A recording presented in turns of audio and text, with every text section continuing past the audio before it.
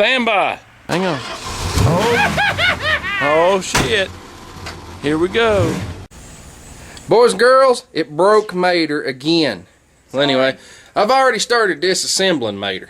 Well, I'll tell you what it was doing. I never really even thought about videoing this until I was like, you know what, somebody might want to know this.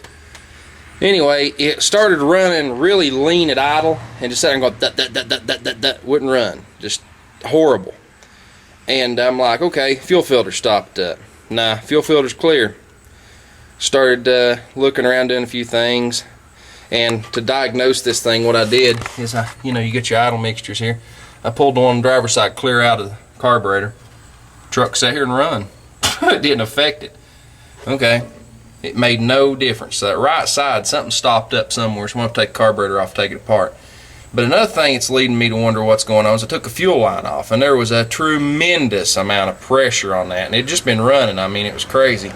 A little more than what should have been. So makes me wonder if it ain't got a stuck float or something, because I have been gone for over a week and it has just sat here. So I don't know. We're going to take the carburetor off, which the carburetor's pretty well off. 2 more bolts and it's off. So anyway, let's get it off and we'll crack it open. Okie doke, we got the carburetor off of Mater. Here seems to be the problem. That ain't the problem, but I'm going to lose it. But anyway, we'll peel it off there. The problem is we've got some blockage in this carburetor. This carburetor's only a 2010 model, which probably means it's never been took apart, and I'm probably fixing to tear some gaskets. First thing we're going to do is we're going to take these needles out. Take a gander. See what kind of crap we get. You don't have to take him clear off. You just got to spin them out of the way. We're going to pull one up out of there and we're going to look at this thing and see how nasty it is. As you can tell, it ain't so bad. It's all clean. It's just dry and needs to be addressed, but that's cool. See if these are marked. They're probably not. Nope, don't know what size these are. Not marked. It's a stock configuration. It's stock configuration. These are Carters. These are not the calibration of an Edelbrock. I don't like the calibration of an Edelbrock. I did change that, but I don't know what these are. These were new. I can't remember what they were.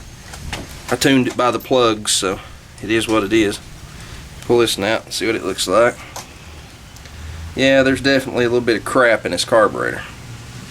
So make sure you don't lose your little springs that are on here, little spring wires holding on and everything. You don't want to bend these. You bend these, you brew up shit creek. There's 2 springs in here. Magnetic screwdrivers, miracle, I'm telling you. You pull them 2 springs out. You always look at your springs and make sure they're not broken. And try not to tangle them together, because they will create a pain. Next thing we got to do is pull the top off this thing, which just consists of removing said screws around here. You can see them, they're all straight heads, but I'll do that off camera. And I've got to take this out, which ain't that big a deal. We'll be back in a few. Okie doke, there says carburetor, screws removed. We are going to hope we can get the top off of it without breaking the gasket. So what we're going to try to do is, first thing we're going to do is, oh yeah, looks promising. We're going to pick it up. We're going to make sure that the gasket is connected yet. And we're going to pull it all out. Just as pretty as you please.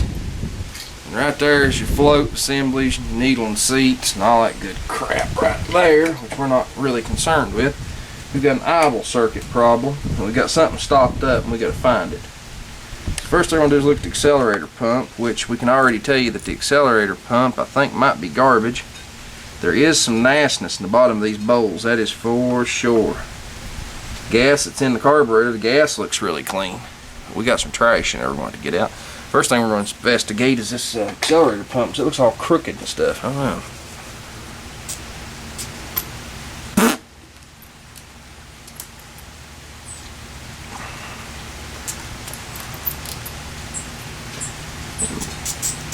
No, it's not bent. It was just the way they are in general, because they go under pressure, under that spring pressure. So we got a good accelerator pump. Rubber on it looks really good, so it's good. Next thing we're going to do is we're just going to dump this thing out, clean it out, and then I'll show you some more when we dig a little further in it. Okie doke. We squirted some cleaner down in here. Squirted a little of this good stuff right here down in there. Yeah, set outside and faded a little bit. It normally looks, if you kind of give it that angle, that's what it looks like. You know, that's what the sun does to it. But anyway, still good stuff. Squirt a little less in here. Scrub it around with a toothbrush. You really probably don't have to use a toothbrush, but you know, if you use a toothbrush, you know you're getting it clean. So the way I see it is, I'm going to scrub her down, and then I'm going to spray out all the ports and the passages, and we're going to hope for luck.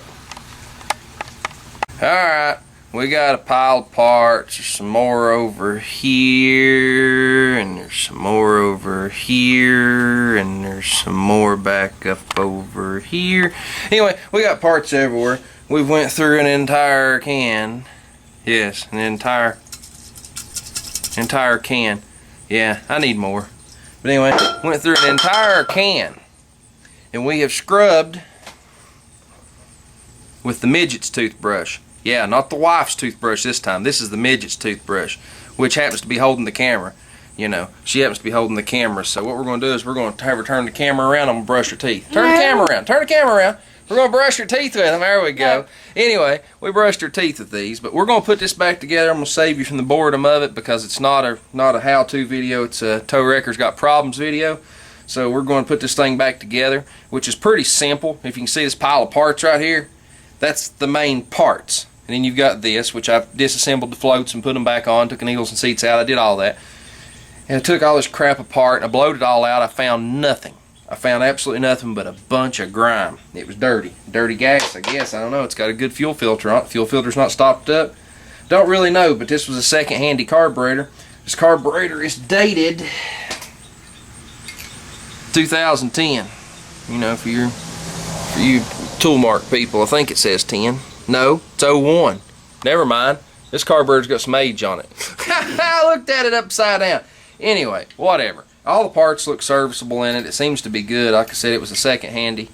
I don't know if it's any count. I don't know what the problem is, but it's going to get this shot. I've been put back together, bolted back on the truck. If it don't run, this sucker's going on the shelf, and the big holly's coming out, which you all have seen before. The big holly's coming out and going on, which I kinda am debating whether to put the holly on the truck just to see how it runs before I even put this back on the truck. But you know, if I put this carburetor back on the truck and I know it runs, it might be for sale. If it runs good, and if I got the problem cleaned out, I might sell this one and put the holly back on. So I need to know if it runs. I need to know if its carb's good.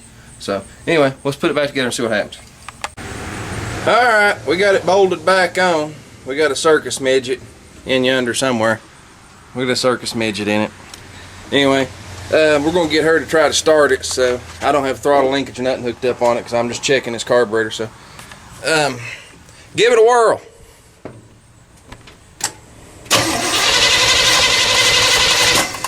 Keep going. Do it again.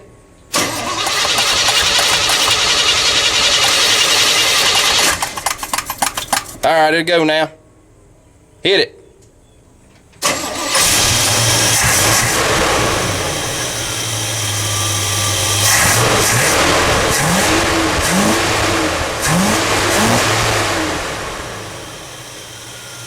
Go see what it sounds like. Notice the air's on. It sounds a lot better. I think we fixed it. Whatever had its ailment. Sounded like it had an enema before. Oh yeah, sounds a whole lot better. Before it sounded like it was getting an enema and it wasn't too happy about it. So we're going to adjust this thing out and finish hooking everything back up and call it good. We'll put the holly on it another day. This carburetor here ran really good until it decided to do whatever it done. Must have been a little piece of dirt in there somewhere. Like I said, I found crap in the bottom of the bowls. I found crap in it, but I never really found anything that would have caused it to do what it was doing. It's steaming a little bit. It's real humid out here. Of course, let's see. Yeah, it's humidity. It's not smoke of any kind, gas smoke or anything. But I am gonna have to adjust carburetors. I just put the idle mixture screws 3.5 out, just enough where I know they'll pretty well. Any carburetor, your idle mixture screws, you can screw them about 3.5, 4 turns out, and the engine will start. It may run rich, but it will start. So, yeah, burn that stuff out there. Yummy, yummy. But Yeah, as you can tell, it's warming up a little bit and getting a little bit of humidity, a little bit of steam coming out. This one will flat make some water, this exhaust system. Well, you can see it up in the pipes right there. You can see the water in the pipe. If you look, coming down. Tight exhaust system makes some water. Actually, a gasoline engine, I forget. Somebody told me one time how many gallons of water you got out of a gallon of gas. Whoever you was, tell me again down yonder. Bye.